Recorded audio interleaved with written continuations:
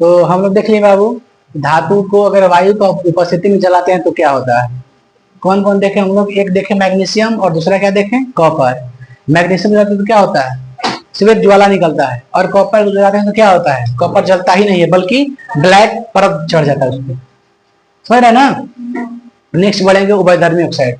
क्या पढ़ेंगे बाबू, उभयधर्मी ऑक्साइड।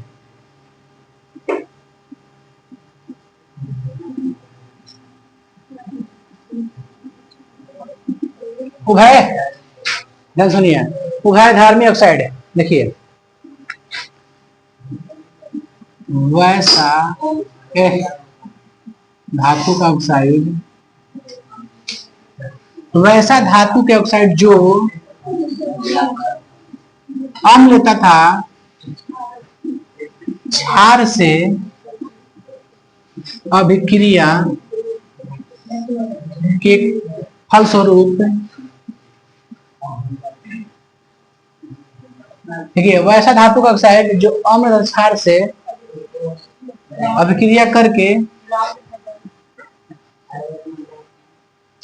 लवण तथा जल प्रदान करता हो,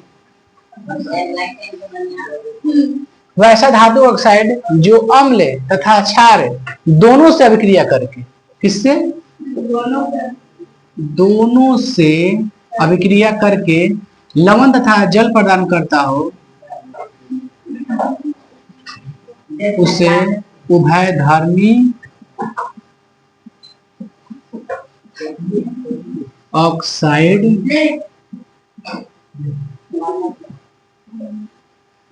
कोई दिक्कत इसमें।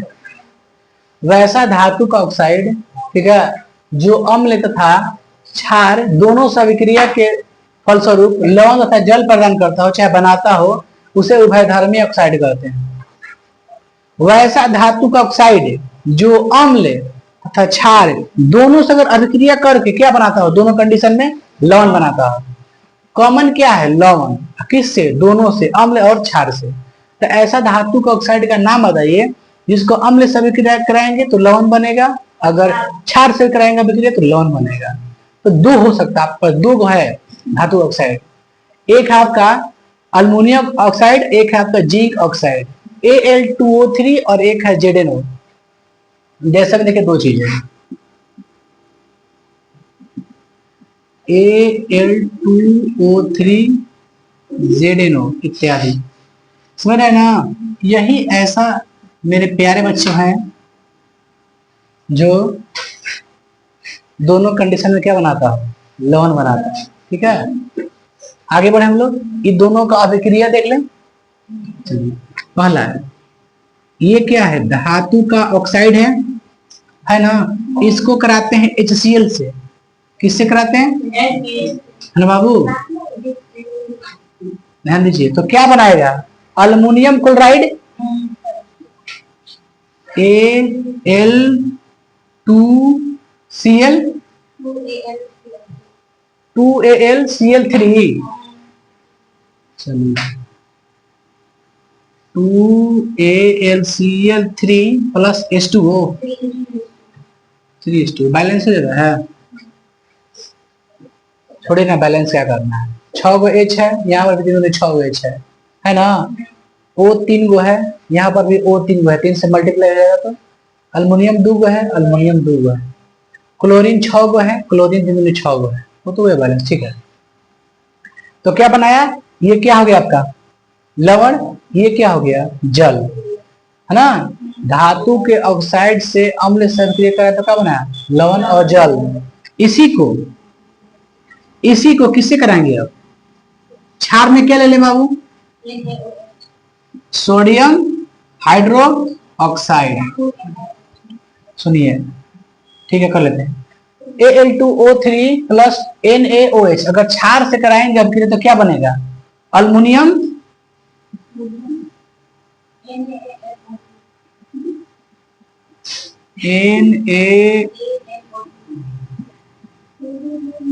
Na2O, ठीक है,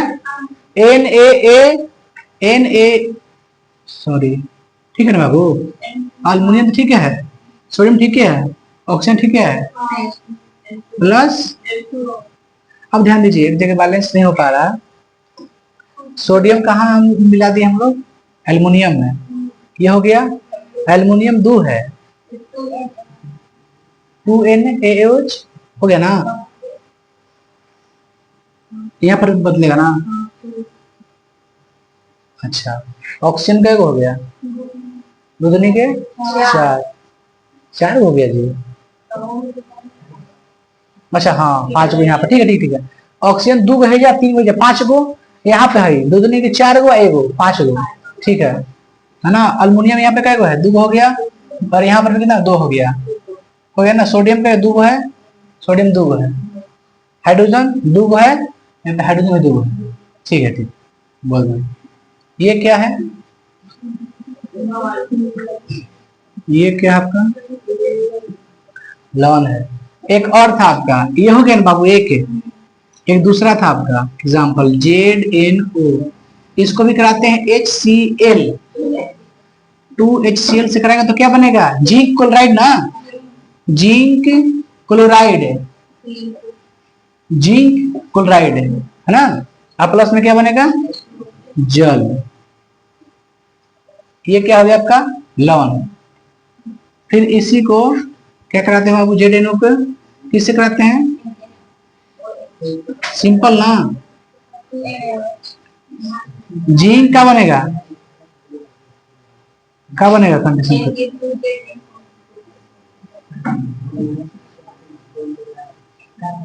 sodium zinc oxide, sodium zinc oxide plus में, ठीक है ना। देखो बात मत कर रहा है, हमें यहाँ पर सीरियल बढ़ जाए। देखिए ध्यान से, फिर समझाते हैं आप लोग को। ये 2 एग्जाम्पल ऐसा है, धातु का ऑक्साइड है जिसको अम्ल और क्षार दोनों से अगर कराते हैं अभिक्रिया तो दोनों कंडीशन में क्या बनेगा? लवण बनेगा। और क्या बनेगा? जल। ये भी क्या है? दोनों को ना अम्ल से और क्षार से कराते हैं अभिक्रिया तो ये भी लवण है, ये भी लवण है, और दोनों के साथ क्या बनता है? जल बनता है। तो आप इस एग्जाम्पल्स को ध्यान रखिए, समझ रहे हैं कि निम्नलिखित में से कौन उभयधर्मी ऑक्साइड है ना, पूछता है इससे। निम्नलिखित में कौन उभयधर्मी ऑक्साइड है? तो आपको ध्यान देना है Al2O3 एक ZnO 2 होता है ना। कोई एक ऑप्शन देगा जरूर, बस समझिए Al2O3 है ना। अच्छा ZnO तो यही क्या है आपका? उभयधर्मी ऑक्साइड बनता है। उभयधर्मी ऑक्साइड, उभय धर्मी, संधि विषय क्या होगा? उभय प्लस धर्मी, छोड़ा ना, ऐसे नहीं बनता है। बस एक याद रखिएगा, अम्ल क्षार दोनों कंडीशन में क्या बनेगा? लवण। बस यही ना है। आगे बढ़े हम लोग। आगे बढ़ करके हम क्या पढ़ेंगे बाबू? नेक्स्ट क्वेश्चन आप लोग का है, उपधातु क्या है? वैसा तत्व जिसमें धातु एवं अधातु दोनों के गुण पाए जाते हैं उसे क्या कहते हैं? उपधातु। वैसा तत्व जिसमें धातु एवं अधातु दोनों के गुण पाए जाते हैं उसे कहते हैं उपधातु। समझ रहे हैं ना। टोटल उपधातु कितने हैं? 7। आप लोगों को 9th क्लास में पढ़ा दिए हैं ट्रिक के साथ। कैसे? ए बॉस फट जा, ए से क्या होता है? एंटीमनी, बी से बोरॉन, स से सिलिकॉन, ए बॉस फट जा, प से ट से टेरियम ना, टेरियम होगा, ज से जर्मेनियम, जर्मेनियम। इन है 7 गो। चलिए उपधातु लिख लेते हैं। एक और होगा आर्सेनिक, इसको मिटा दें, उतारिए इसको थोड़ा सा साइड से देखेंगे आपकी बार। नहीं बाबू ध्यान सुनिए। अब क्या पढ़ते हैं? उपधातु क्या है ना। अगला क्वेश्चन, उपधातु यानी मेटेलॉइड्स बाबू।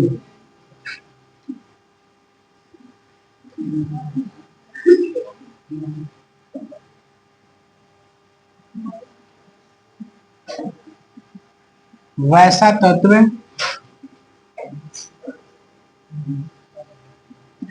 जिसमें धातु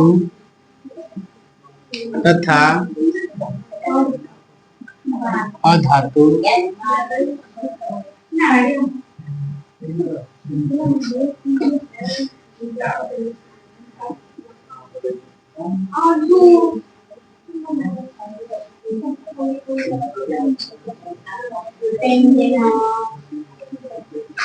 सुनिए,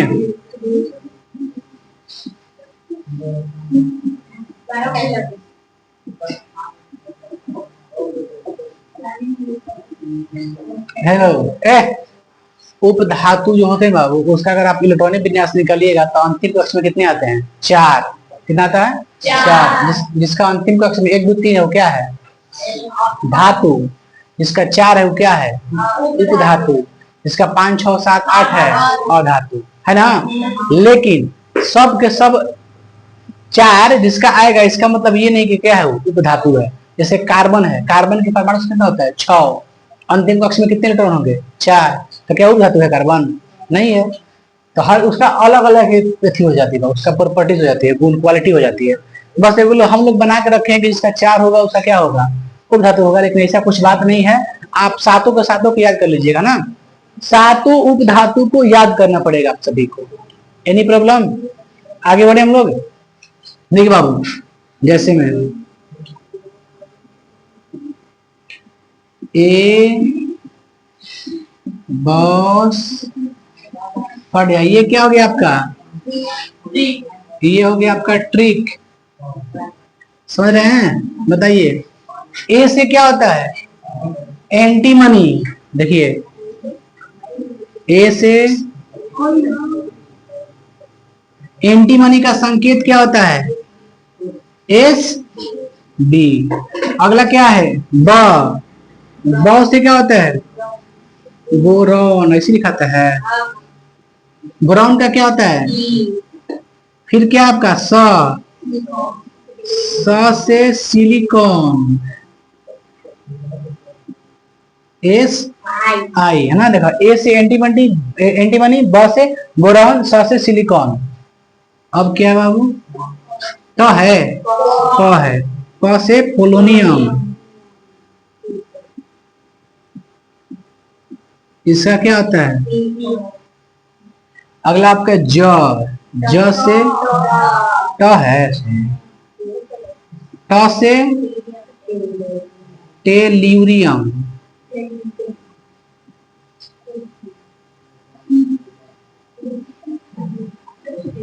टेल्यूरियम होता है, टेल्यूरियम होता है, टेल्यूरियम। अब क्या है? ज। इसका टेल्यूरियम का होता है। अब ज से जर्मेनियम। इसका क्या होता है संकेत?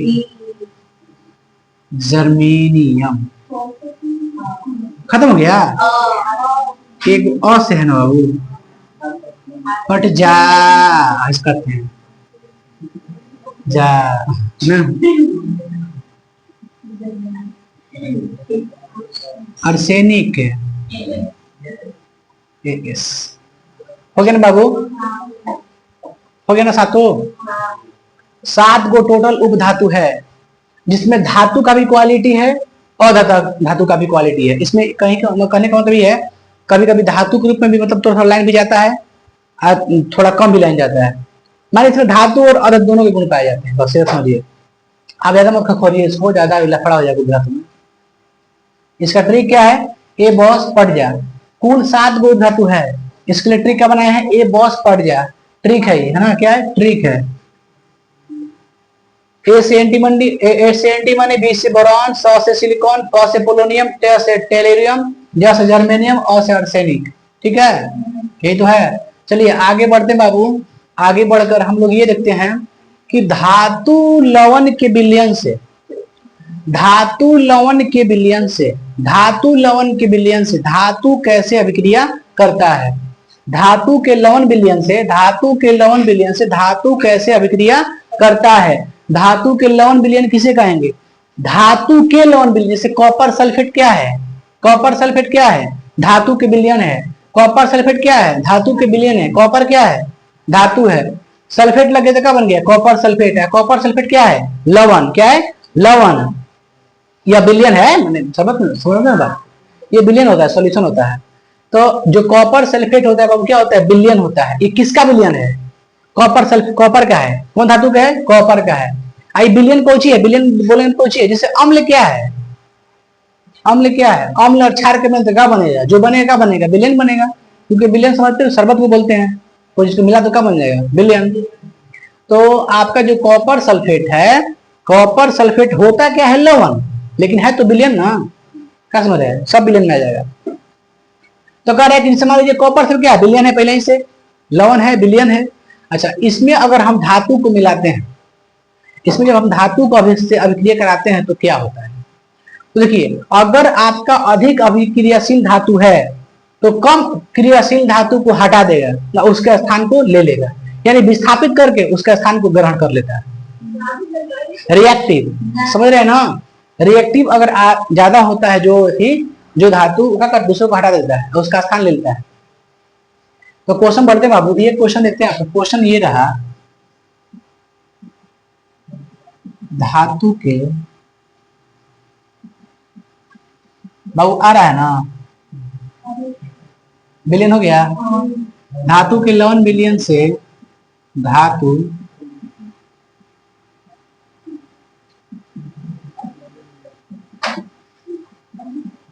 ऐसे अभिक्रिया करते हैं। धातु के लवण विलयन से धातु कैसे अभिक्रिया क्या करते हैं बाबू, करते हैं। धातु के लवण विलयन से, धातु के लवण विलयन से बाबू ध्यान दीजिए, धातु के लवण विलयन से धातु कैसे अभिक्रिया करते हैं। तो फर्स्ट कंडीशन क्या लिखे, अधिक अभिक्रियाशील धातु लिखे बाबू, ठीक है, अधिक अभिक्रियाशील धातु,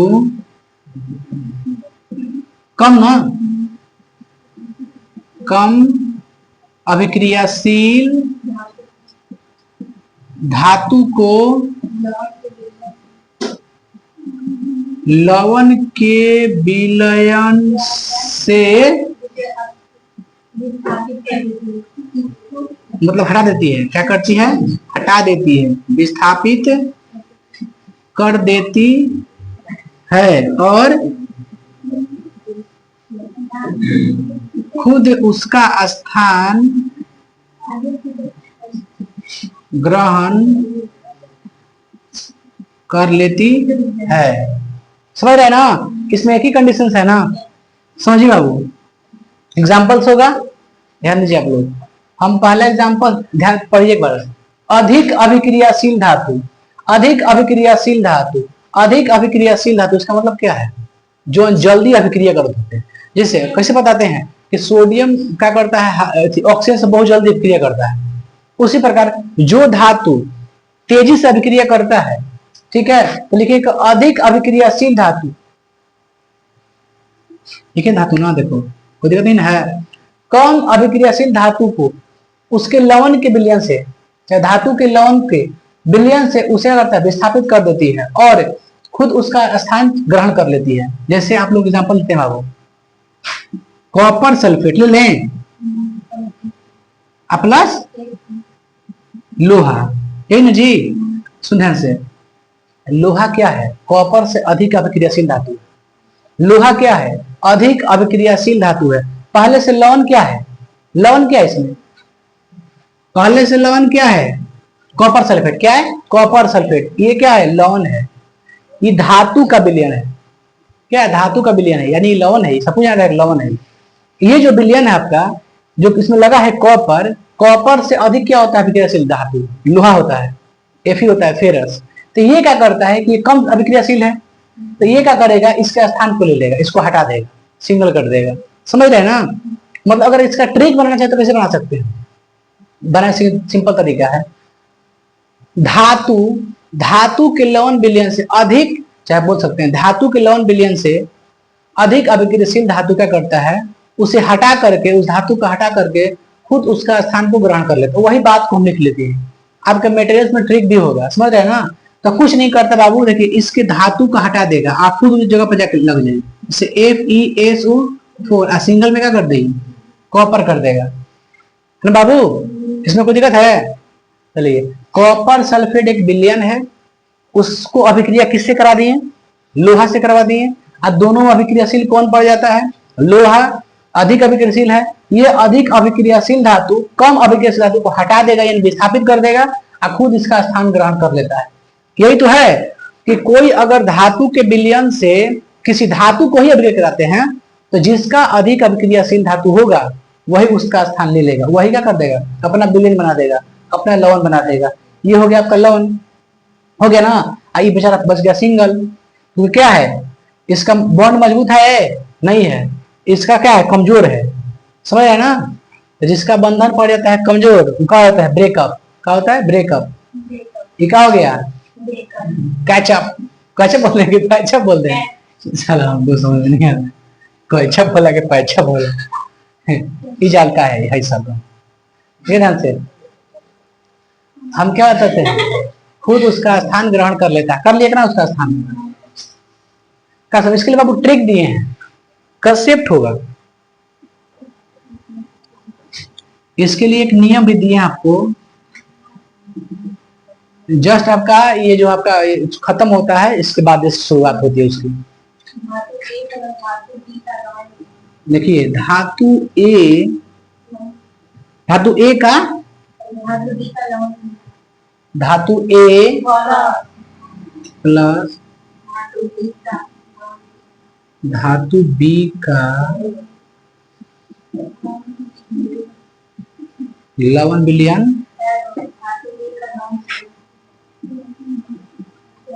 धातु ए का लवण विलयन बाबू आ रहा है। धातु बी, धातु बी, देखिए वो धातु बी कर दिए, वहां पे काटकुट होगा, बी कर दीजिए। देखिए धातु ए प्लस धातु बी का है, क्या लिखे हैं, खाली सिंगल धातु है, इलेवन ना, ये क्या एफ की जगह ये अब एफ है, क्या है, एफ मान लीजिए। ये आपका धातु ए है, और किससे करते हैं अभिक्रिया, धातु बी के लवण से, धातु बी के लवण से। अब बताइए धातु बी को सिंगल कर देगा नहीं कर देगा, धातु कौन है इसमें, बी, इसमें धातु क्या है, ए, तो बी हो जाएगा सिंगल, ई जाके बन जाएगा लवण, समझ रहे हैं ना। धातु ए का लवण विलयन क्या बन गया, धातु ए का लवण विलयन हमारा यहाँ पर क्या बन गया, एफ का लवण विलयन बन गया, आई हो गया सिंगल कॉपर।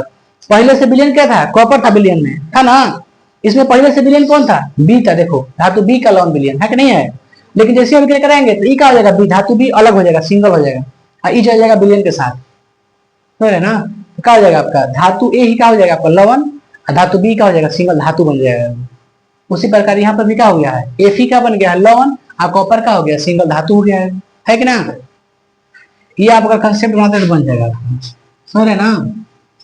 इसमें कोई दिक्कत आप लोगों को, चलिए इसको उतार लीजिए बाबू, आगे बढ़ते हैं हम लोग। और कुछ इसका कंसेप्ट नहीं बाबू।